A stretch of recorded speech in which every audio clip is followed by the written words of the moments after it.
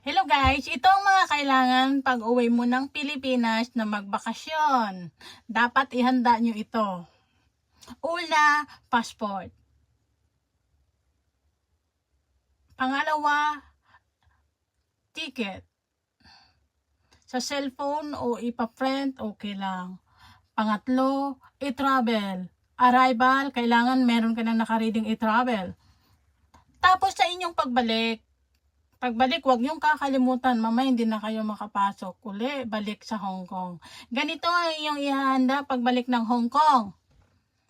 Tandaan, huwag kakalimutan, pag nasa airport na kayo, una, passport, ticket, visa,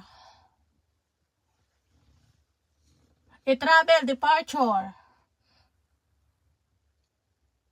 Hong Kong ID,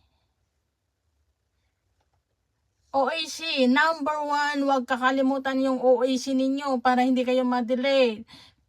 Tapos yung verified original contract. Huwag kakalimutan. Kahit wala na kayong pera pagbalik, okay lang. Baka po hanapin original contract, kailangan talaga yon sa counter. Kaya huwag kakalimutan. Kayong mga baguhan, maraming umiiyak doon sa kasi wala silang bit-bit ng mga contract. Okay?